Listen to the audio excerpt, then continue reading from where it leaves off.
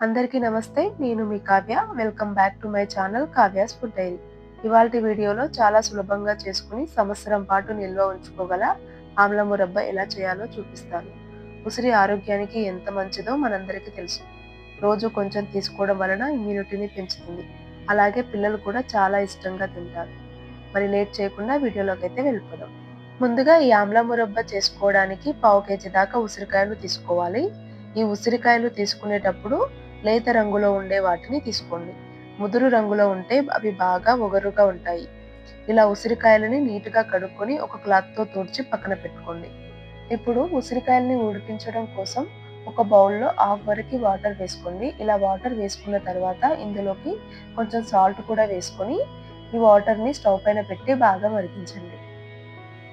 ఈ వాటర్ బాగా మరిగిన తర్వాత ఇందులోకి మనం ముందుగా కడిగి పెట్టుకున్న ఉసిరికాయల్ని వేసి ఉడికించుకోవాలి. ఇక్కడ నేను ఉసిరికాయల్ని డైరెక్ట్ వాటర్‌లోనే ఉడికిస్తున్నానండి. ఇలా ఉడికించడం వలన ఉసిరికాయలోని ఒగరు చాలా వరకి తగ్గుతుంది. చూడండి, ఆల్మోస్ట్ ఉసిరికాయ అయితే ఉడికిపోయింది. ఈ ఉసిరికాయ ఉడికిందా లేదా అని తెలుసుకోవడానికి ఉసిరికాయ పైన రేఖలు ఉంటాయి కదండీ! ఆ రేఖలు ఇలా విచ్చుకోవడం వలన ఉసిరికాయ అనేది ఉడికినట్టేనండి. చూడండి, వీడియోలో చూపిస్తున్నట్టుగా ఆ ఉసిరికాయ పైన రేఖలు ఇలా విచ్చుకోవాలి.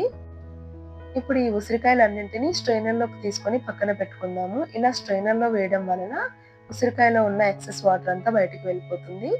ఇప్పుడు ఈ ఉసిరికాయలు తీసిన వాటర్ ఉంది కదండీ! ఈ వాటర్‌లో చాలా పోషకాలు ఉంటాయి. ఈ వాటర్‌ని వృధాగా వేస్ట్ చేయకుండా మనం రైస్ ఉడికించేటప్పుడు కానీ, పప్పు ఉడికించేటప్పుడు కానీ వేసుకుంటే సరిపోతుంది. చూడండి, ఉసిరికాయలు చల్లగా అయిపోయాయి. ఇప్పుడు ఈ ఉసిరికాయలన్నింటినీ చిన్న చిన్న ముక్కలుగా చేసుకోవాలి.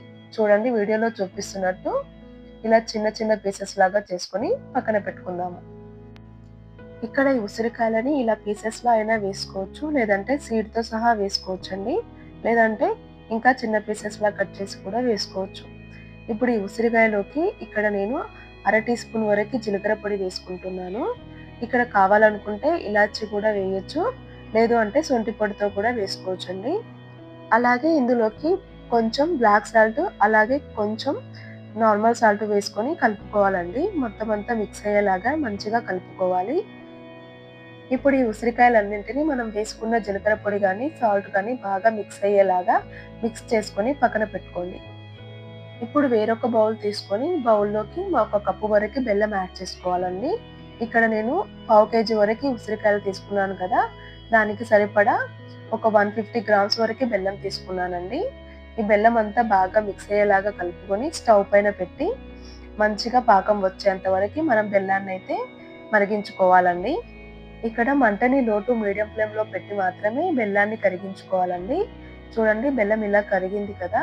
ఇక్కడ నేనైతే వాటర్ ఏమి యాడ్ చేయలేదండి. ఉసిరికాయలో ఉంటే వాటర్ కంటెంట్‌తో ఇలా బెల్లం అయితే కరుగుతుంది. చూడండి, ఇలా కాస్త పాకం వచ్చిన తర్వాత ఒక అరబద్ద వరకు నిమ్మరసం వేసుకోవాలండి.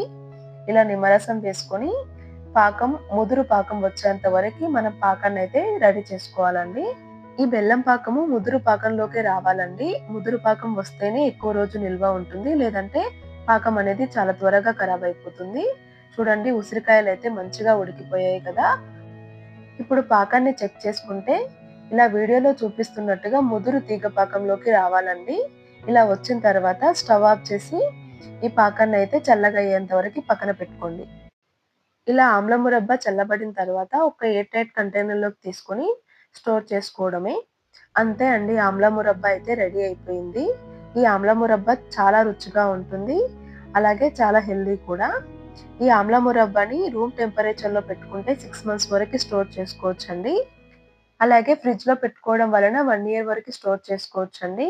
ఈ ఆమ్ల మురబ్బ రోజు కొంచెం తినడం వలన మన హెయిర్‌కి అండ్ స్కిన్‌కి చాలా మంచిది.